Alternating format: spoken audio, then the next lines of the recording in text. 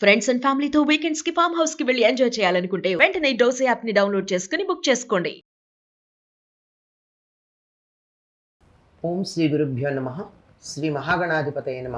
శ్రీమాత్రే నమ.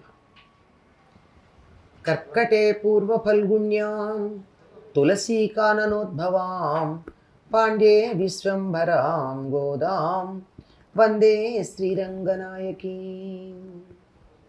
నీళాతుంగస్తనగిరితటీ సుప్తముద్బోధ్య కృష్ణం పారార్ధ్యం స్వం శృతిశతశిరసిద్ధమధ్యాపయంతి స్వోచ్ఛిష్టాయాం సృజనిగళితం యా బలాత్కృత్య భుంక్తే గోదా తస్యై నమైదమిదం భూయ ఏవాస్తు భూయః.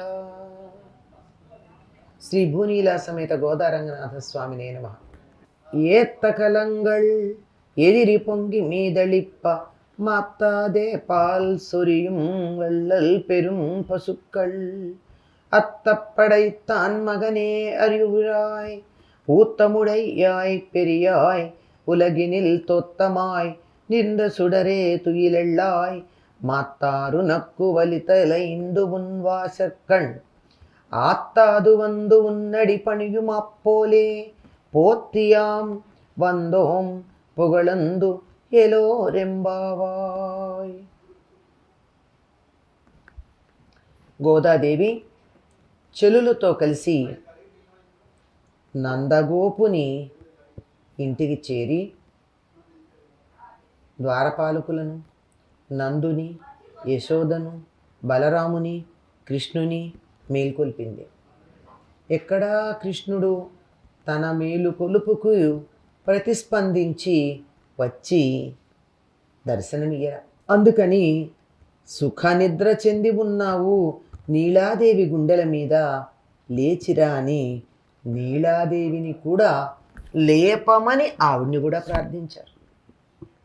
అయినా ఎక్కడ దర్శనం భాగ్యం లభించట్ల. అందుకని ఇప్పుడు ఏం చెప్తోంది, నీ ఇంటి ముందు ఉన్నామయ్యా మేము అంటోంది. ఎట్లా ఉన్నారట, పొదుగు కింద నుంచిన కడవలు చరచరా నిండి పొంగి పొర్లేటట్లు ఆగక పాలు స్రవించే అసంఖ్యాకాలైన ఉదారాలైన బలసిన ఆవులు గల నందగోపుని కుమారుడా. ఈయనకి ఇంతటి అతిశయం ఉండడానికి కారణం ఏమిటంటే తండ్రి గారి ఘనత. ఎవరైనా అంతేనండి, తండ్రి గొప్పవాడైతే పిల్లలు కొద్ది అహంకారంతోనే ఉంటారు. కృష్ణుడికి అహంకారం ఉందా అంటే అహంకారం అని చెప్పకపోయినా కనీసం అతిశయం, మా తండ్రి ఇంత అనేటటువంటి కొంత గొప్ప ఉంటుంది కదా. ఒక దర్జా, ఒక దర్పం, ఒక టీవీ ఉండొచ్చు. ఎందుకుంది అంత అంటే తండ్రి ఎంత గొప్పవాడంటే చాలా బలిసి ఉన్నాయి ఆవులు. సంఖ్య ఎంత అంటే చెప్పడానికి వీల్లేదు. అవి చాలా ఉదారమైనవి. ఆవులు ఉదారంగా ఉండడం ఏమిటి, అసలు ఆవుల గుణమే ఔదార్యం అనుకోండి. అదే ఉండడం ఏమిటి అంటే ఆవు దగ్గర పాలు తీయాలి అంటే కష్టపడక్కర్లేదు. చాలా అధికంగా ఎన్ని కావాలంటే అన్ని పాలు ఇవ్వగలుగుతాయి. పొదుగు కింద కడవ ఉంచితే చాలు. వీళ్ళు పాలు తీసుకోవడానికి వచ్చారు, వీళ్ళు కష్టపడి నా పొదుగు దగ్గరకు వచ్చిన పాలు తీసే శ్రమ పడవలసిన అవసరం లేదు అని కడవల నిండా పాలు వర్షిస్తాయి. అలా వర్షిస్తే వాటికి ఎక్కడ ఆపాలో తెలీదు. వాత్సల్యంతో అలా పాలు వర్షిస్తూ ఉంటే కడవలు పొంగి పొర్లి అలా పెరడంతా బురదగా అయిపోతూ ఉంటుంది. అలాంటి పెరడంతా బురద అయ్యేటంతగా పాలు కడవల నిండుగా తమంతట తాను నింపేటటువంటి ఆవులు అసంఖ్యాకంగా కలిగినటువంటి నందగోపుడు. మరి అహంకారం ఉండదా? ఉండొచ్చు, కొద్దిగా ఉందని వీళ్ళు భావిస్తున్నారు. ఆయనకున్నదా అంటే కానీ వీళ్ళ భావన మాత్రం ఉన్నది. కనుక అటువంటి నందగోపుని కుమారుడా లేవయ్యా, నువ్వు మళ్ళీ నందగోపుడింట్లో ఆయనకి బిడ్డగా ఉన్నావు, కానీ నిజానికి నువ్వు వేదమూర్తివి. అంటే ఈ సృష్టి మొత్తంలోనూ ఎలా నడవాలి అనే నియమాలను ఏర్పాటు చేసి అది నడిచేటట్టుగా చేసే స్వరూపానివి, పరబ్రహ్మ స్వరూపానివి, అప్రమేయుడువు. నిన్ను కొలవడానికి వీల్లేదు, నీ శక్తి ఇటువంటిది అని చెప్పడానికి వీల్లేదు, నీ ఆకృతి ఇంతే అని ఏ కొలతలకి ఏ ప్రమాణాలకి దొరకనటువంటి వాడివి. పోనీ వేదస్వరూపుడు కదా అంటే అంతేనా? వేదానికి అతీతంగా ఉన్నావు. వేదం కూడా నిన్ను పూర్తిగా తెలుసుకోలేదు. అటువంటి సమస్త లోకాలని వెలిగించే జ్యోతి స్వరూపుడివి. పరమాత్మ జ్యోతి అనండి, చైతన్యం మరొకటేం లేదు.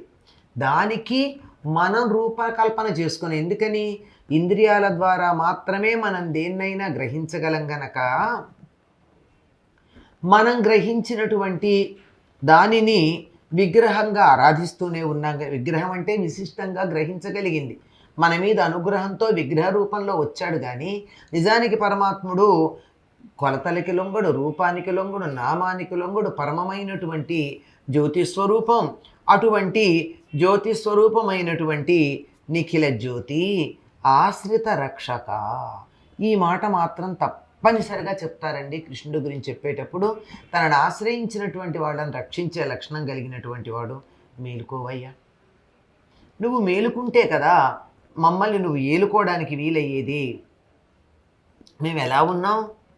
నీ పెరటి దగ్గర, నీ పెరట్లో నిలబడున్నాం, నీ గుమ్మం ముందు కాపలా కాస్తూ ఉన్నాం.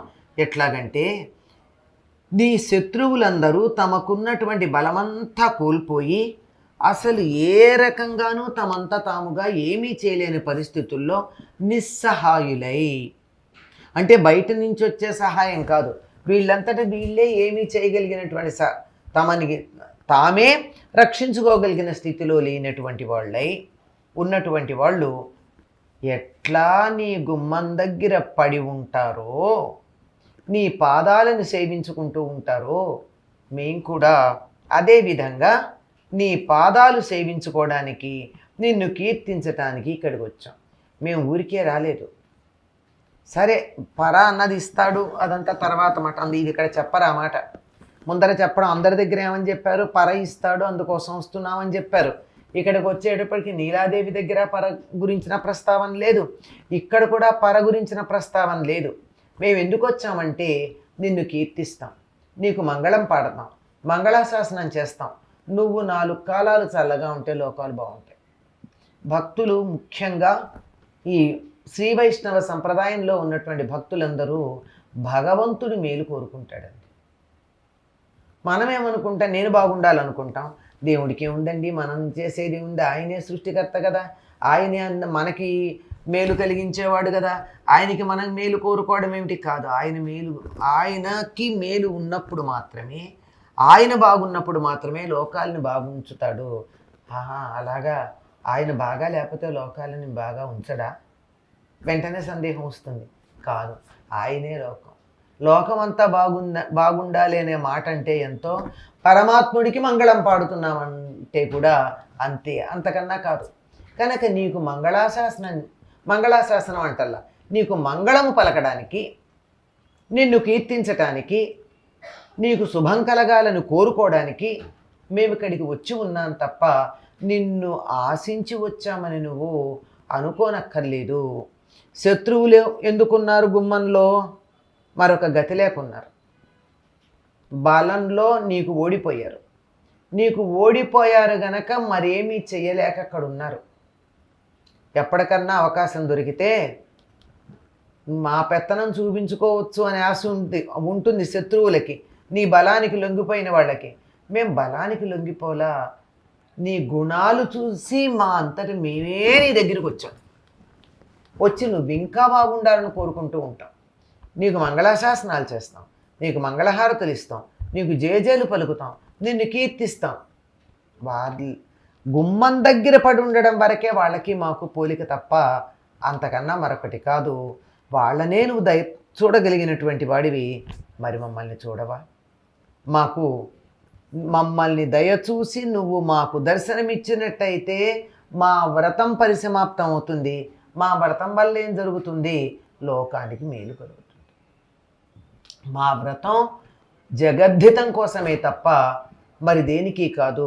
కనుక దయతలచవలసినది, తలుపు తెరవవలసిందే అని చెప్పి కృష్ణుణ్ణి ఈ పాసురంలో నందగోకులంలో యశోద బిడ్డగా ఉన్నవాడు మాత్రమే అని అనుకుంటున్నారేమో అందరూ. కాదు, వేద ప్రతిపాద్యుడైనటువంటి కృష్ణ పరబ్రహ్మము. వేదంలో పురుషుడు అని చెప్పబడినటువంటి తత్వం ఏదైతే ఉందో ఆ తత్వం ఇక్కడ, అక్కడ పరంజ్యోతి, ఇక్కడ ఉజ్వల నీలమణిగా ప్రకాశిస్తూ ఉన్నాడు అనే భావన అప్రయత్నంగా గోదాదేవి మనసులో స్ఫురణకొచ్చింది. ఆ స్ఫురణతో ఈ పాసురం చెప్పింది. అటువంటి ఆ తల్లికి శుభాశంసనాలు పలుకుతూ స్వచ్చిష్టమాలికా బంధగంధ బంధురజిష్ణవే విష్ణు చిత్తతనూజాయై గోదాయై నిత్యమంగళం. స్వస్తి.